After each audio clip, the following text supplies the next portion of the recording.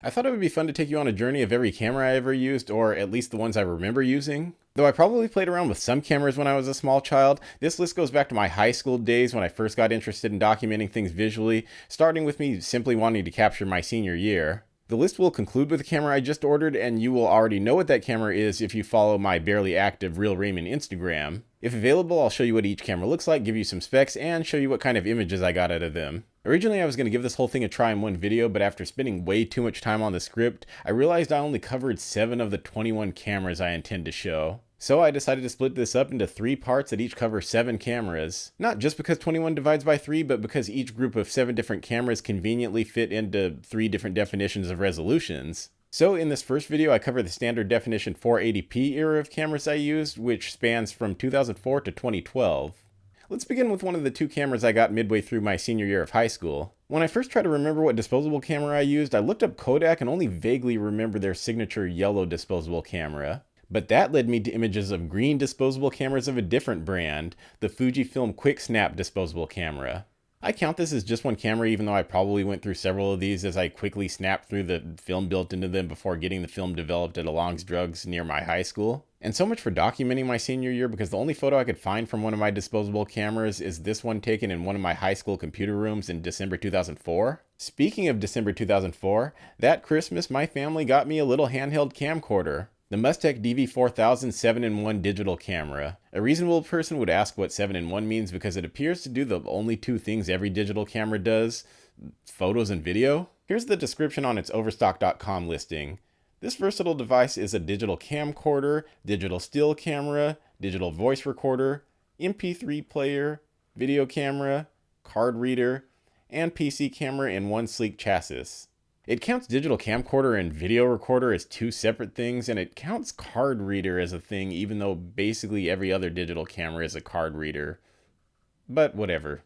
Anyway, this little handheld digital camcorder is one of the most important cameras I ever owned because I used it to build a large library of images that documented most of my junior college life in Sacramento. The Mustek DV4000 is a 4 megapixel camera that shoots video in 480p, which was more than enough for YouTube in the 2000s. Prior to September 2007, I believe YouTube only accepted video in 240p because I have a really old secret YouTube account with videos that date back to early 2007. The videos I uploaded prior to mid-September 2007 show 240p, whereas the ones I uploaded after mid-September 2007 show 480p despite coming from the same camera. Anyway, that's beside the point. I'm going to show you a couple of video clips from that Mustek DV4000 that I ripped from that old YouTube channel.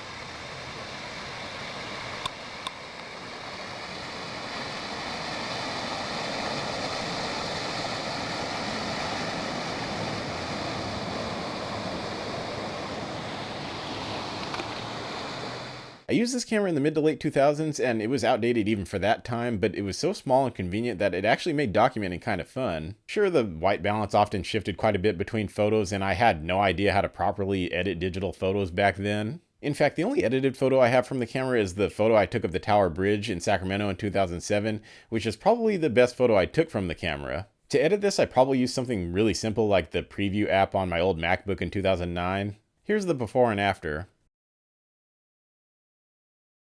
Now let's talk about a camera I used for formal photography education. During my spring 2008 semester in junior college, I took a black and white film photography course where I got to feel like Ansel Adams developing my own film in a dark room. I don't remember the exact model of my camera, but it was something similar to the Canon AE1 35mm film camera. Note the irony that people back then used to claim that physical media is better because you always have a hard copy of it, yet it's only the media I digitized that survived that pre-digital era. This is the one surviving photo from the camera, which shows my then toddler sister and brother playing in the yard of my grandmother's countryside property. I recall this being one of 3 copies of this I developed in the dark room, with one being overdeveloped, i.e. too dark, one being just right, and one being the underdeveloped one you see here. Let's move on to the color film camera I had at the time. A semester of black and white film photography showed me the level of detail you could bring out of film that I of course couldn't come close to with my 4 megapixel camcorder. So naturally, black and white film made me curious about color film, which led to me getting the cheapest Canon SLR a poor college student could find. I completely forgot what model this camera was, but I remember it being something similar to the Canon 650. For those relatively new to photography, note the absence of the D at the end of the number, which, without looking it up, I'm 99% sure stands for digital. I also vaguely recall having to get the film developed at a specialty photo store, but I could be misremembering the details. You'll notice the horizontal and vertical lines on these prints. I don't remember if these lines were on the photo prints themselves or if these lines are simply artifacts of whatever scanner I used at the time to digitize the photos. I'm going to blame the scanner because I probably used a cheap one back then. I also don't remember what happened to either of my film cameras. I think I sent one to a photo shop to get repaired and the shop closed before I got my camera back. Yes, that was a thing that could happen back then. The other camera probably got packed away and is in my family storage or in a shed or something somewhere. If you move as much as I did throughout college, then you're bound to lose a lot of stuff along the way as things get lost or packed away in storage. Either way, I'm glad we live in a purely digital age now. And speaking of digital, I didn't realize before doing extensive research on all of the cameras that I own that I ever owned a Pentax camera, but after doing a bit of research, apparently that black point-and-shoot digital camera my family gave me on the morning of Christmas 2009 was a Pentax Optio E60, ending the era of me documenting my life in just 4 megapixels because this camera had 10.1 megapixels and I noticed the quality difference immediately. And yes, back then I judged the quality of a camera by its number of megapixels. This Pentax Optio is the camera I used to document my final semester of junior college, which was spring 2010. My most notable use of this camera came on St. Patrick's Day 2010 when I decided to document my trip to school. Before I discovered the world of vlogging, I tended to document everything in series of images instead of video because standard digital image quality was way ahead of standard 480p video of the time.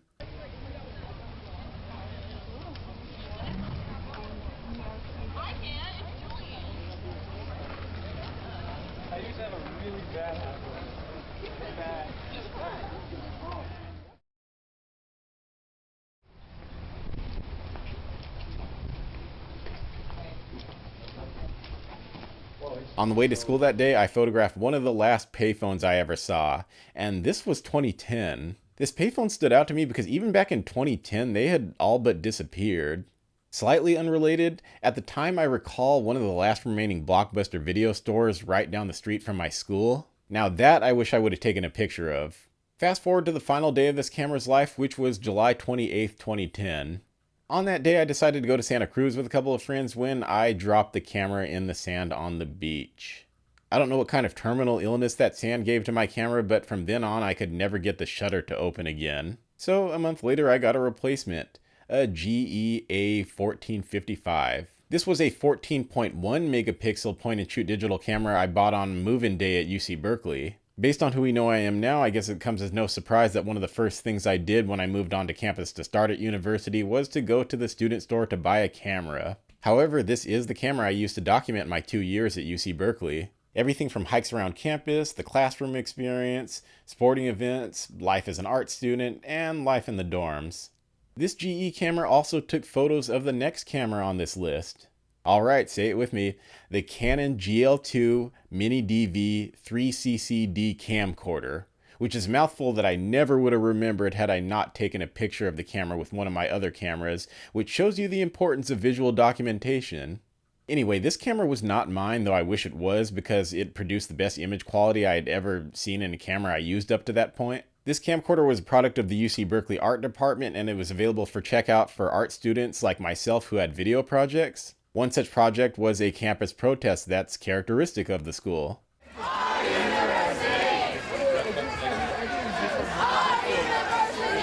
Though the 480i footage is way outdated by today's standards, back in 2010 it looked way better than the 480p footage I got out of any of my point-and-shoot cameras. This is probably the first time I realized there's more to image quality than resolution. I was so impressed with the output of this camera that I checked it out again the following semester in spring 2010 to basically use as a vlogging camera, except without my face, of course.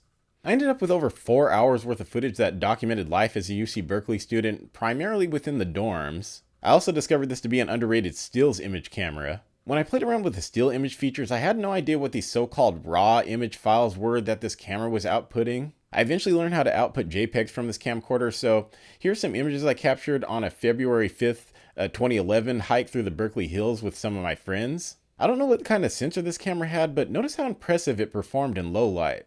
Like a cinema camera, this camcorder had a lot of buttons, and I pretty much didn't use any of them. In fact, the basic workflow was already complicated enough for someone like me who knew as little about filmmaking as I did back then. You had to capture everything on these MiniDV tapes that looked like cassettes, and then use a VCR type of device to transfer the footage onto a computer to edit. But one thing that made the camera easy to work with was its great image stabilization, which allowed you to walk around while filming and not get camera shake. A lot of the footage I shot on this camera was while I was on foot following my friends around while they were walking. Anyway, I spent way more time talking about this camera than I did any other camera in this video, despite having this camera for the shortest amount of time, because this camera really showed me the power of visual storytelling. That might be why people still make videos about this camera even today.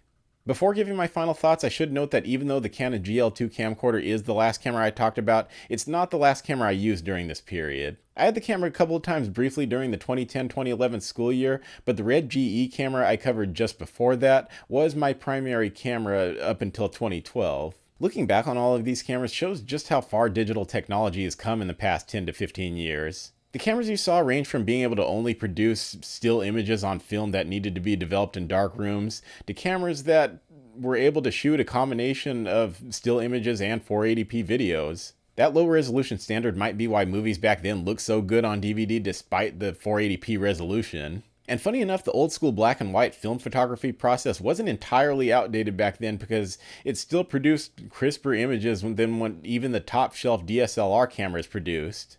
Looking back on this era of cameras between 2004 and 2012, I'm glad I'm just old enough to have participated in what was basically a transition period between old school photography and videography into the new school.